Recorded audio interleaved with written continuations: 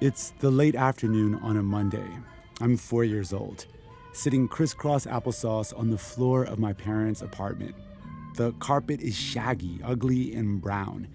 I have a cherubic face and bowl haircut, like the one Jim Carrey has in the film Dumb and Dumber. In front of me is a TV with an antenna and dial. It's the late 1980s. And on the screen is my daily companion, Sesame Street.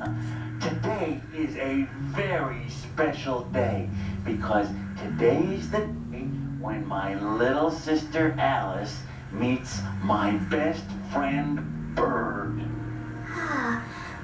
Bird! My family had only recently moved to the US from Iran, and I was lonely. I couldn't speak English. I couldn't make sense of where we were or what had brought us here. In that moment, where I needed a lifeline, Sesame Street, with its weird cast of characters, was there. The giant animals, monsters, Muppets, the kind adults and children everywhere on the street. It's a puppy! Oh, Ernie! You're right, Bert. Oh, look at him. Isn't he cute? I learned English watching Sesame Street.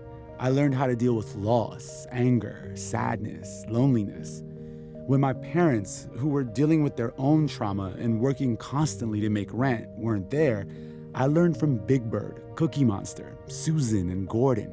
It was a window into a whole new world, a safe, accepting, beautiful, American world. Here goes. Salí caminando, caminando me fui.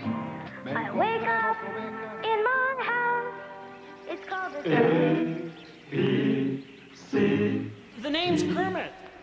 Whatever you say, Froggy, it is I your... just opened my mouth and...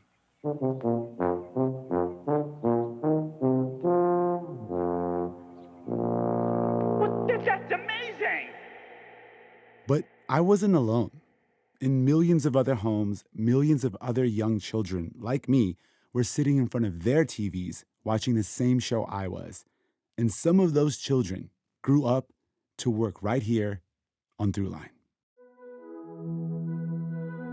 I watched Sesame Street in the early 90s when I was a kid. From the early 1970s, so right when Sesame Street started. I always joke that it was created just for me because it was made about a year after I was born. My sister and I actually weren't allowed to watch a lot of TV, but Sesame Street was one of the very few shows that we were allowed to watch. I would watch from the couch of my family's apartment in the Bronx. I was in Wichita, Kansas. On the floor in our living room, way too close to the TV. And actually, my earliest memory of Sesame Street is actually my earliest memory. I think it made me feel like I could be on the show, like I could be on Sesame Street.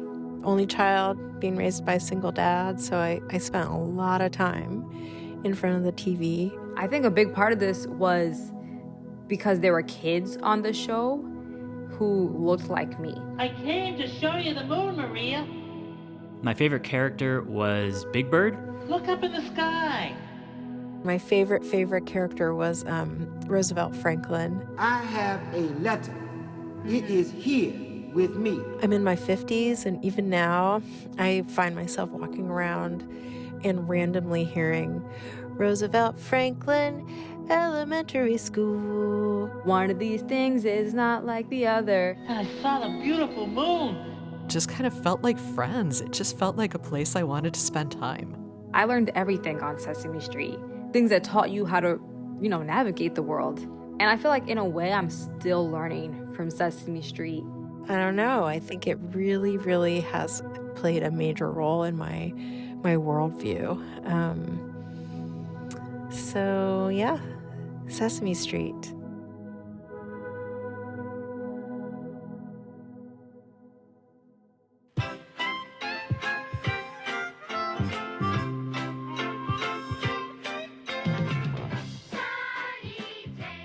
For many of us, Sesame Street was our first taste of education.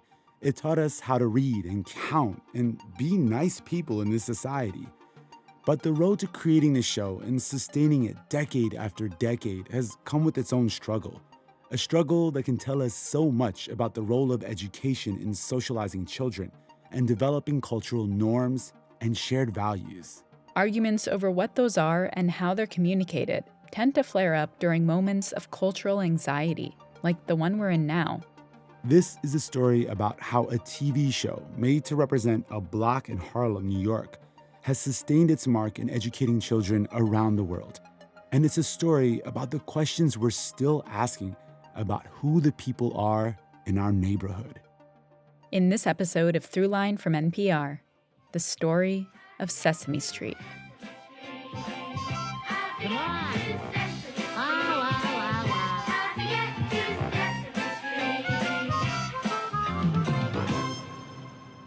Roosevelt Franklin, bon, elementary school.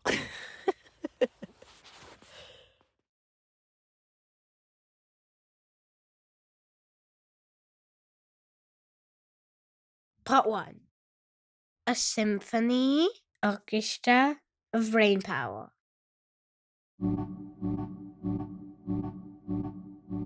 Today, it may be easy to think of Sesame Street as a show that was created by some massive government program, carefully concocted in some laboratory to teach kids how to read and write. But the reality is, Sesame Street began at a dinner party at the Manhattan apartment of a local TV producer named Joan Gans Cooney. She and her husband hosted a classic 1960s dinner party, and she prepared beef bourguignon from Julia Child's cookbook for some of her colleagues and friends. I have never actually had beef bourguignon, but I figured I would tell you that just as an excuse for me to say the word. But anyway, this group of people at this party were basically just Joan Gans Cooney's friends and colleagues, except there was one hotshot there. A fellow named Lloyd Morissette. Lloyd Morissette. Who worked in the philanthropic world, working on projects devoted to children. By the way, this is Michael Davis. Author of Street Gang, The Complete History of Sesame Street. Okay, so back at the dinner, all the guests gobbled down the beef bourguignon, and then the conversation turned to kids and education, something Joan had been thinking about in a television special she'd made. That investigated a program in Harlem where they were enriching the lives of preschool children with educational materials and instruction, and essentially giving young kids in Harlem who were younger than school age the opportunities and influences that kids who in more privileged homes were getting, books and records and being read to and those kinds of things. And that program ends up becoming the model for what we now know as the National Head Start program, a federally funded education program designed to prepare children for kindergarten. And there came a moment in the after-dinner conversation when somebody said, I wonder if television could provide the same thing. Because by the 1960s, basically everyone had a TV. And this electric picture box was like a direct pipeline into living rooms all across the country. Joan saw this as an opportunity. Could television teach? And Joan, at that very moment, said, I don't know that it can, but I'd sure like to be the person who would try. And then, boom! Just like that, at that moment, in her head, an idea came into clear focus. That some of the things that she saw in Harlem could very well be translated to the screen. Let's see if we could do that. Lloyd Morissette, a vice president at the Carnegie Foundation, decided to give her a grant to conduct research on whether a TV show to educate kids was even possible. At the time, this idea was sort of novel because most children's programming on television was not educational at all. And a hound dog, howdy to you. This is Detective Huckleberry Hound, tracking down... The Flintstones, brought to you by Miles Products, division of Miles Laboratories, makers of... Wilma, where's the Alka-Seltzer? Where it always is, next to the one-a-day multiple vitamins. What was the hole that they were trying to fill? Well, the hole was a gaping, wide gap. I mean, the world of children's television circa 1968 was sort of a cavalcade of mayhem, cartoons that really weren't all that worthy, afternoon shows in local markets that were, just put on the air to sell products. And it was a minefield of junk. At the time, the only show on the air for preschoolers that was quality was Captain Kangaroo. Then one day some hunters came hunting along. And it wasn't educational. It was a nice show for kids. This is Joan Gans Cooney from a television interview on a show called The Open Mind back in 2009, talking about that question from the dinner party. Could TV teach? So I did a report saying, yes, the answer is yes, and here's how it might proceed. That report was called The Potential Uses of Television for Preschool Education. And she felt that, famously, that, kids could sing beer commercials, beer jingles. If television had the power to teach that to children, maybe it could teach something a little more pro-social, like, some basic rudimentary concepts of learning. It went all the way back to what she saw in Harlem, making that TV special about the project that was part of the foundation for Head Start. Joan's fundamental idea was, if we're going to try to see if television can teach, let's do it in a bona fide way. Let's get educators to help us craft a curriculum for the show that can be measured. We want to be able to prove to our funders that it worked. Now, that was a real part of the brilliance behind Sesame Street.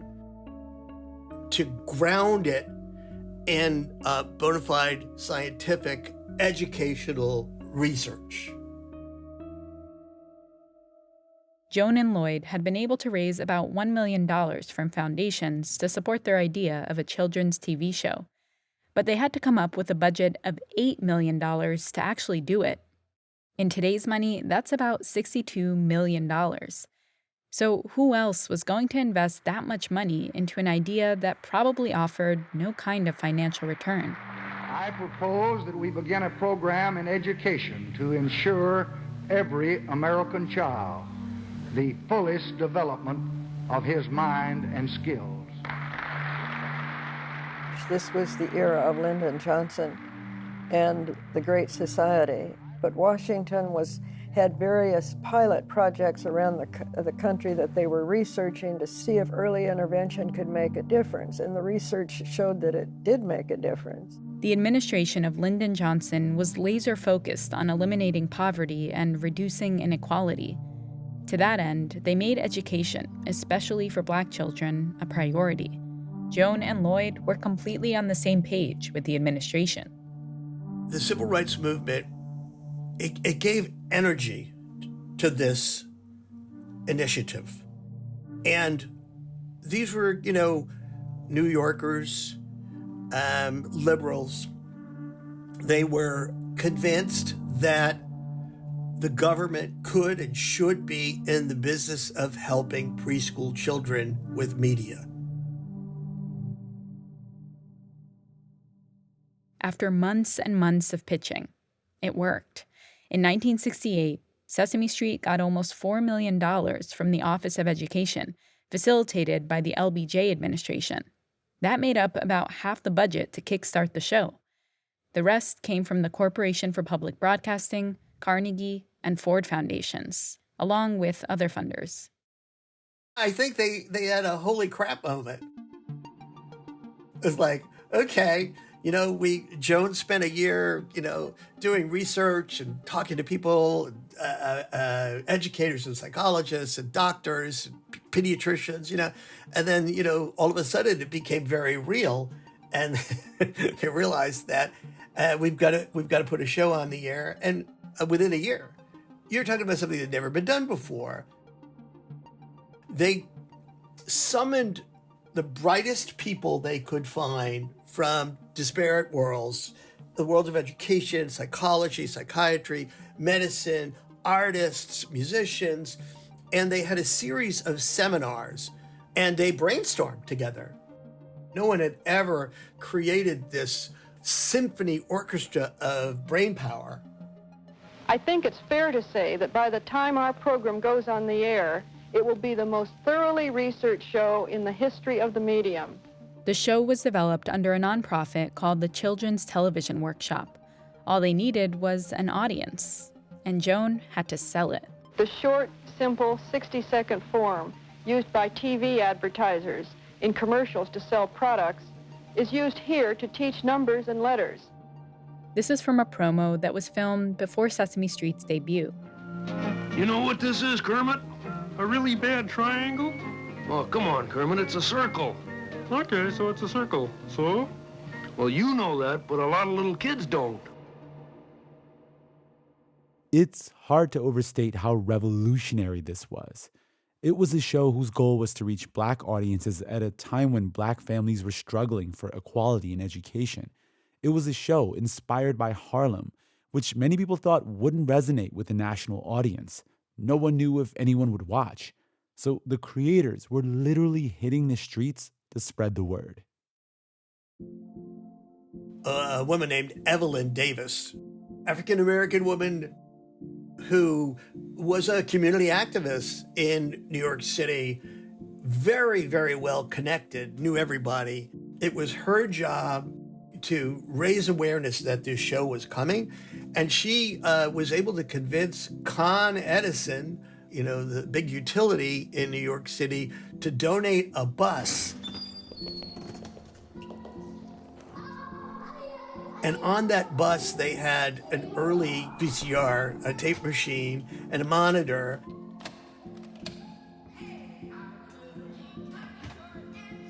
And they invited people onto the bus to have a look at, you know, basically a reel of what Sesame Street was going to look like. She went from church to church, preschool to preschool, community house to community house, just selling this idea and doing her best to get excitement generated about its promise. That work was so important because she had credibility in the Black community, high credibility.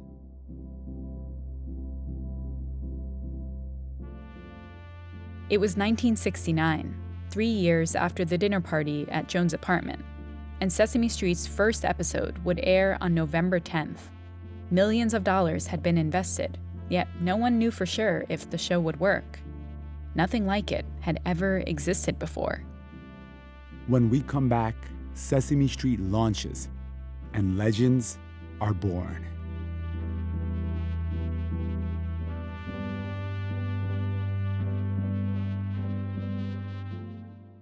Hi, this is Regina from Washington, D.C., and you are listening to the best sound designed podcast there is, not to mention the best NPR podcast, Throughline.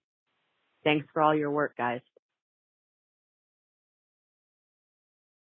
Support for NPR is brought to you by REI, your local outdoor co-op. If you're looking for the outdoors, look no further than outside your door, because the great out there is right out there. Whether you're walking the dog, trekking a through hike, or lying on a picnic blanket in between, the great out there isn't a distance, but a decision. To enjoy the outdoors just outside your door, join the co-op. REI. Better is out there. If you're listening as a subscriber to Throughline Plus, we just want to say thank you. And if you're not yet a subscriber and want to learn more about how to listen to the show without any sponsor breaks, head over to plus.npr.org/Throughline. Becoming a Plus subscriber helps support all of our work at Throughline, so we hope you'll join. Now, back to the show. Part 2. How the people spoke. I was a senior in high school when Sesame debuted, and I already was determined to watch it. That first episode opens with weird animated creatures. One looks kind of like a cross between a unicorn and an alligator. The other, an armless, grinning blue guy wearing a bowler hat. It has a very 60s vibe. Number one, I had seen a special on NBC that aired a couple of days before that hailed the show. But number two, I love the Muppets. I call my bathtub Rosie. Here I was, like 17, watching a show meant for kids aged 4. Why do you call your bathtub Rosie? Because every time I take a bath, I leave a ring around Rosie. And I thought, man, this is really great. Sally, you've never seen a street like Sesame Street. Everything happens here. You're gonna love it. In the first scene of the very first episode, you meet the store clerk, Mr. Hooper, Bob, the music teacher, and in the background, 2 kids, black and white, play with a ball. And then Gordon, the guy who owns the Sesame Street brownstone, calls into the window of his house. Susan's my wife. You love her. Susan, come here. Why don't you say hello to Sally? Hi, Sally. What are you doing home? Susan is not a name that you name black children, okay? I inherited Susan. However, Susan was from the Midwest. She grew up on a farm. She had a father and a mother and a brother, and I use my own story. Susan is you. Yeah. It's me. This is Dr. Loretta Long, who played Susan starting from that very first episode in 1969. I was born in Kansas, but I was raised in rural Michigan, 20 miles from Kalamazoo. Dr. Long has been an entertainer since she was a kid. She used to sing show tunes while helping her family sell produce at their roadside stand. When I graduated from Western Michigan University in Kalamazoo, I immediately moved to Detroit. My dream was really to work for Motown. I wanted to be part of the Motown sound, but all the slots were taken. The Supremes didn't need nobody. Martha had all the Vandellas, so I had to branch out.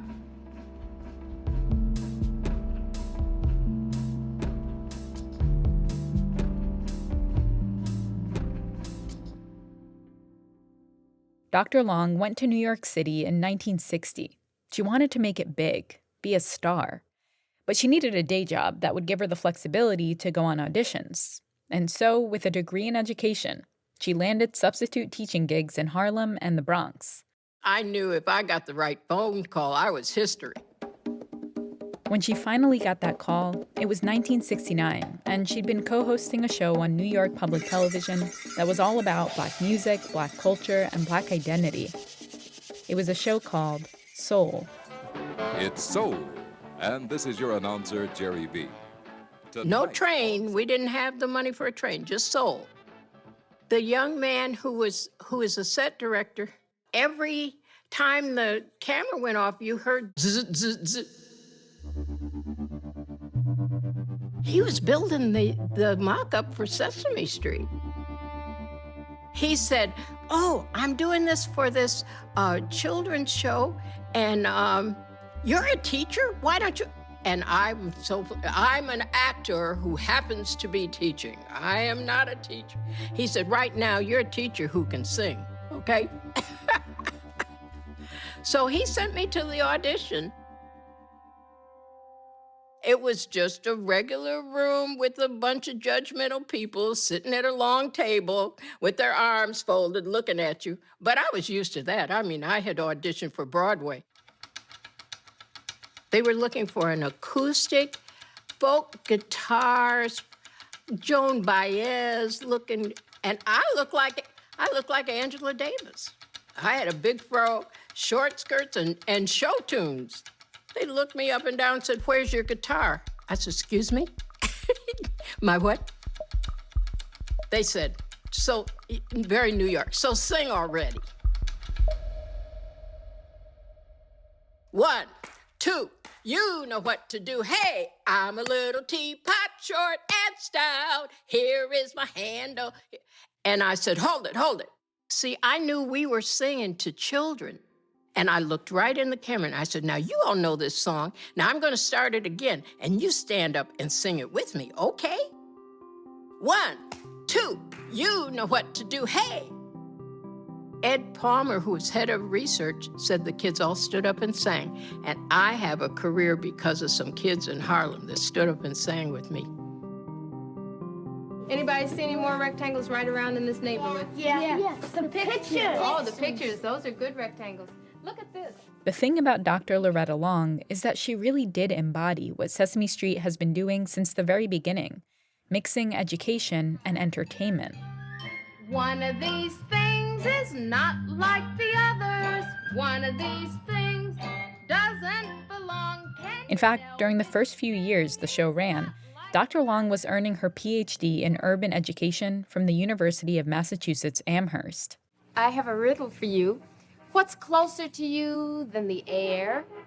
And what stretches like a rubber band and comes in a lot of pretty colors like white, all shades of brown. The fact black, that we could put yellow, entertainment and educational concepts together and make it more palatable for children, it fit me like a glove. Well, did you guess?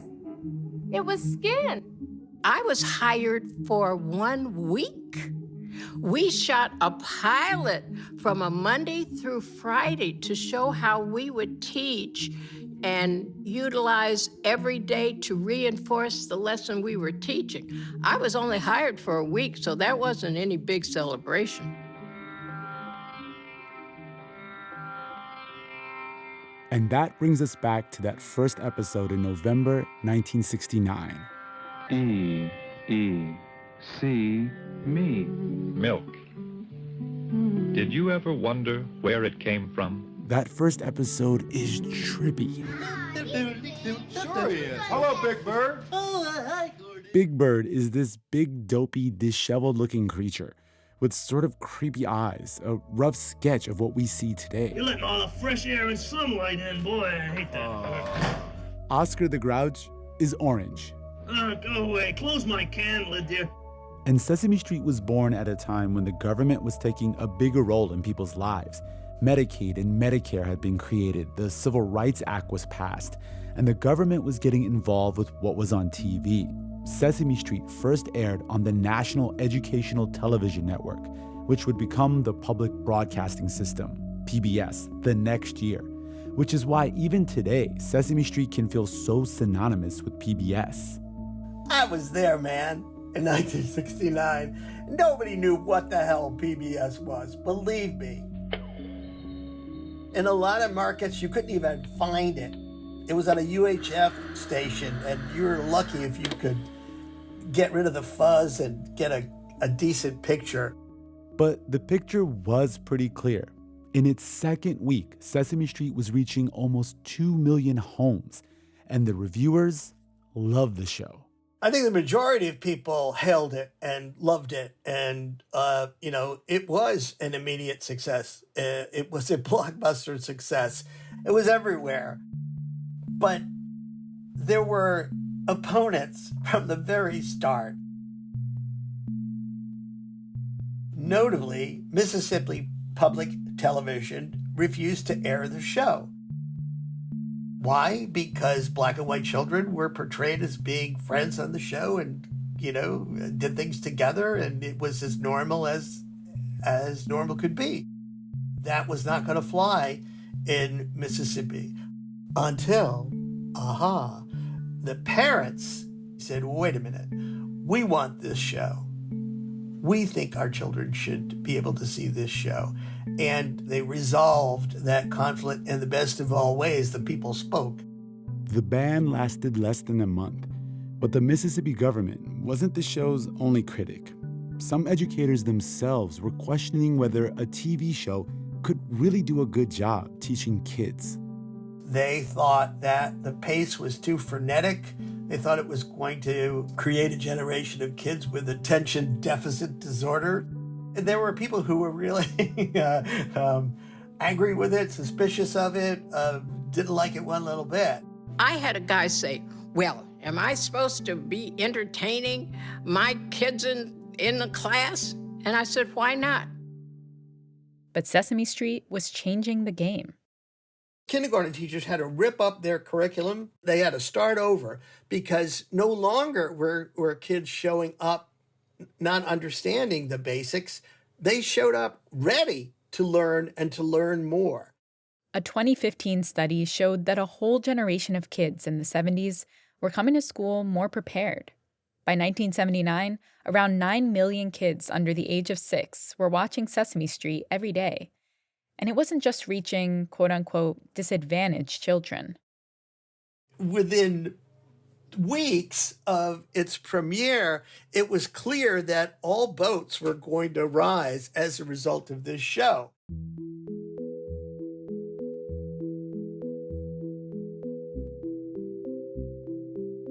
A lot of people question the idea of the government getting involved in television, and the whole idea of a public television network seemed to them to be like just more liberal brainwashing. But moms, grandmoms, dads, older siblings, I mean, once they started watching this show when it debuted in November of '69, immediately defended it, immediately took to it, immediately saw that it was like nothing else on television. And, you know, within a year, Big Bird was on the cover of Time magazine.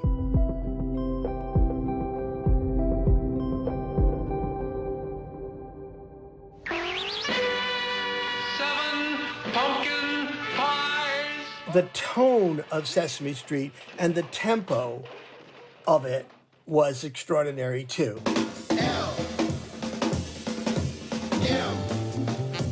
It was very fast-paced. 1, 2, 3, 4, 5, 6, 7. There were quick cuts. Roy, you're really weird. There was animation. There were songs. 2 whipped cream pies on the wall. 2. There were parodies. And now, time for TV's favorite game show, Beat the Time. And here's TV's favorite moderator, Guy Smiley. And the show wasn't just about numbers and letters. The diversity was the soft skill that were laid right in there with the ABCs and the 1, 2, 3s and Kermit singing, "It's not that easy being green."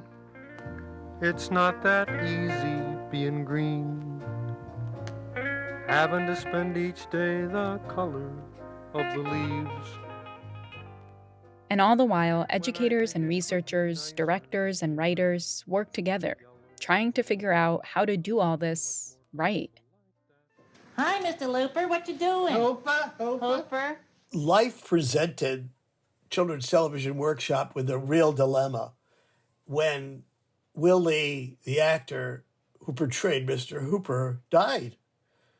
And fairly suddenly. I'll sweep for you. And that way you can sit down and study, because that's what you should be doing. I see. He rode in the Thanksgiving Day parade, went in the hospital. And less than 2 weeks later, Will Lee, and with him, Mr. Hooper, died. They had to decide what would become of that character. Since the show spent so much time researching each episode, the episode where they addressed the death of Mr. Hooper wouldn't air for almost a year after his death. I just drew pictures of all of my grown-up friends on Sesame Street, and I'm going to give them to you. They said, we have to say the words, "Mr. Hooper died." And it has to be put in Big Bird's mouth, because he's the child. Big Bird was a stand-in for like a 6-year-old child. He's the child's representative on the street. And if he had a question, we figured that the children were questioning that as well. So we were all in the alcove and sitting around, and he had drawn caricatures of each of us, and he brought them to give them to us. Hey, it's time for your presents. And then he went to give Mr. Hooper's his. And last but not least, ta-da! And that's when we said, well, Big Bird, you remember Mr. Hooper died. Oh, yeah, I remember. Well, I'll give it to him when he comes back. Big Bird, Mr. Hooper's not coming back. Why not? Big Bird, when people die, they don't come back. Ever? No, never. Why not?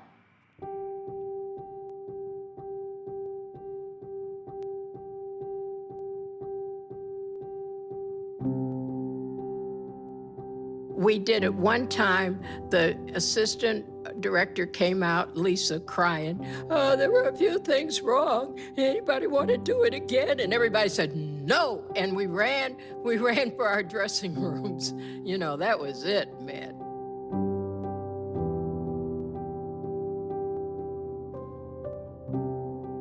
Coming up, how Sesame Street takes on empathy, diversity, and some of the country's most divisive issues.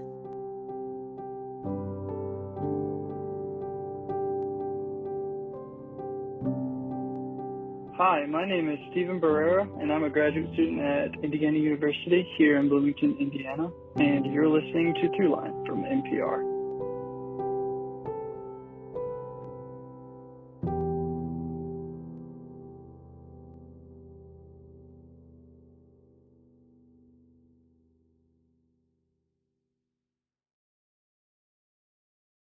This message comes from NPR sponsor Capital One, offering checking accounts with no fees or minimums and no overdraft fees. That's banking reimagined. What's in your wallet? Terms apply. See CapitalOne.com/bank. Capital One N.A., member FDIC. Part 3. Don't dish Big Bird.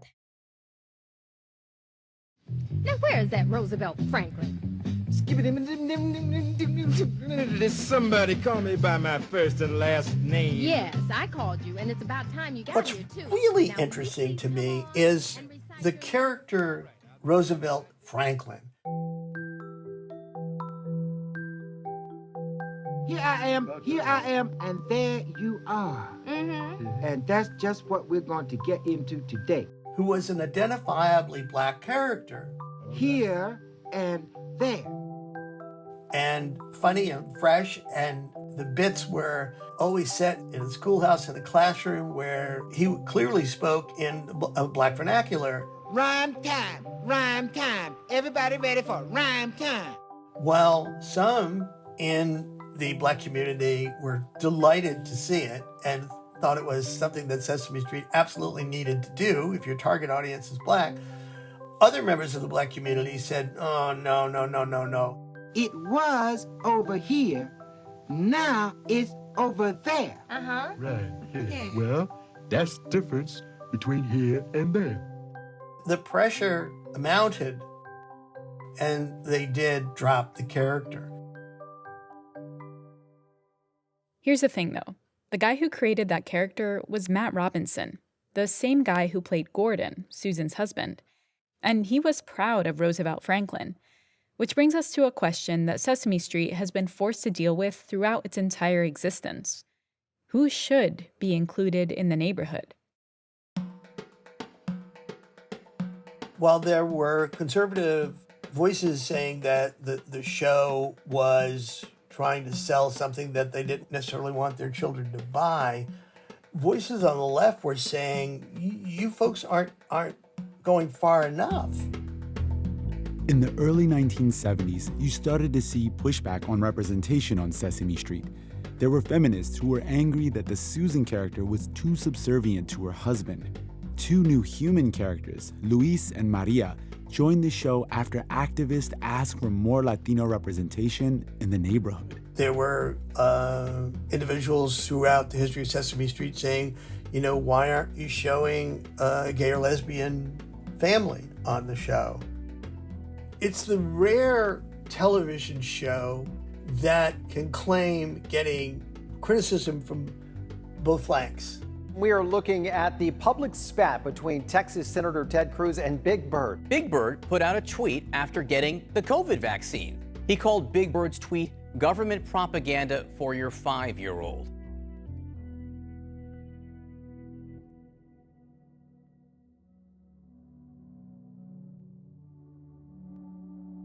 Over the years, Sesame Street has become known for taking on more and more of these culturally sensitive topics, trying to help families navigate how to talk about them. It's right there along with the ABCs.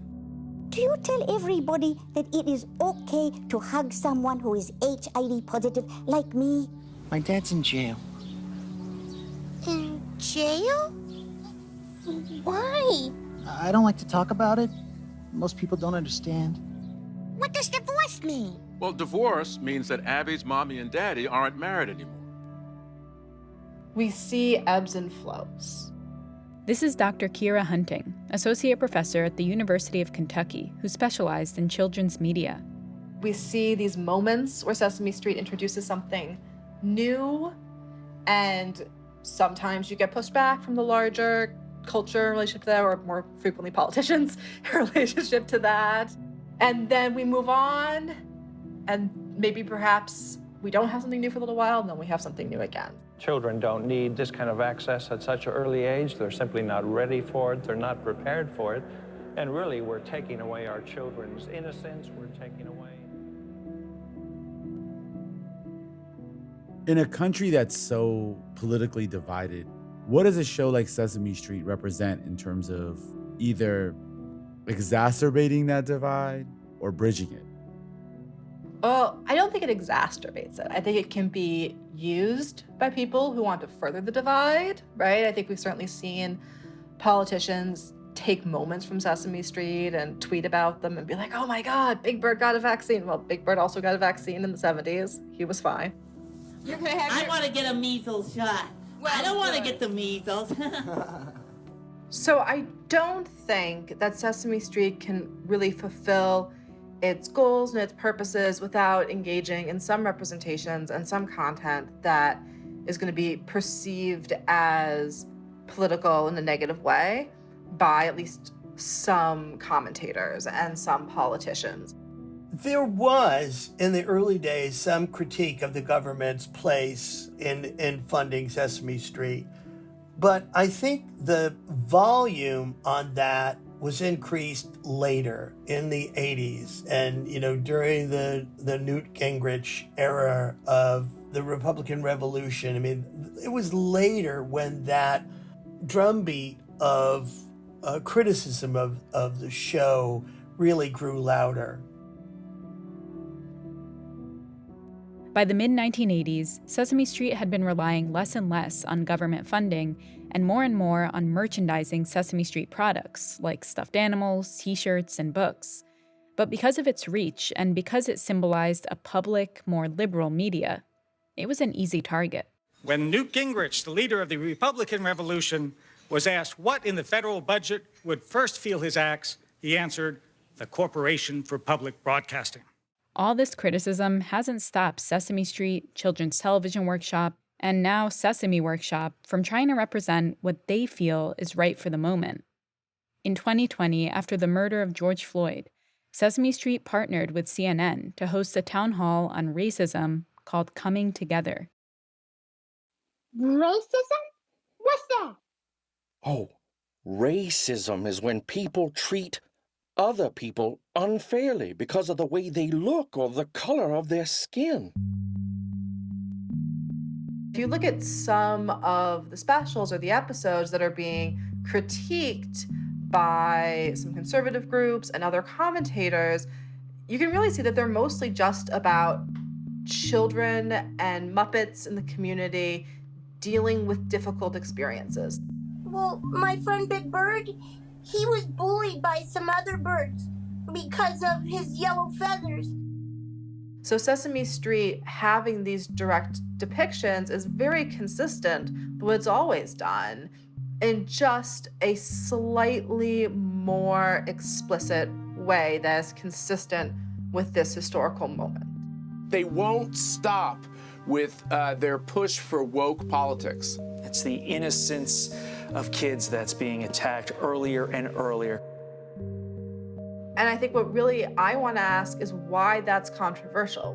Why talking about self-esteem and inclusion and being a good friend and dealing with people who have excluded you or been mean to you or treated you badly for part of who you are is okay in some instances, but in other instances it is being treated as inappropriate or as, quote, too political. I will tell you this, it's always a mistake to diss Big Bird. Bad idea. Why can't you diss Big Bird? Over time, what's happened is that we really deeply understand these characters. We know who they are. And to suggest that Big Bird was doing something stupid or not good for kids just rings false with the viewer. Like the time presidential candidate Mitt Romney said he'd cancel subsidies to PBS and use Big Bird as a stand-in. There were all these memes and media coverage about it, and it was used against him in the election in 2012. Thank goodness somebody is finally getting tough on Big Bird.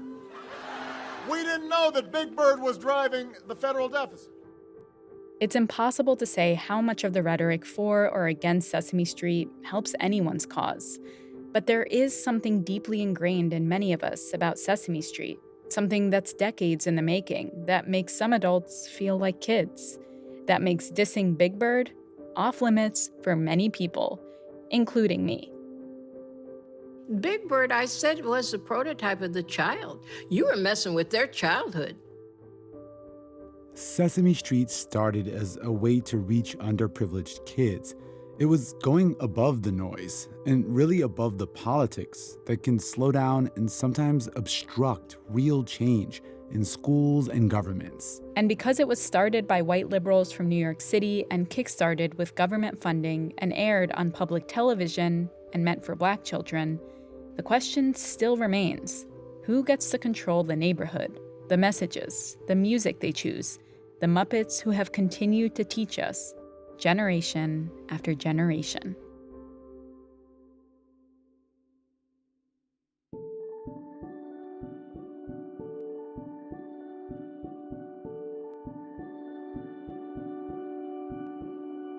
One, two, you know what to do. Hey, I'm a little teapot, short and stout. I'm a little teapot, short and stout. Here is my handle, here is my spout. When I get all steamed out, hear me shout. Tip me over and pour me out.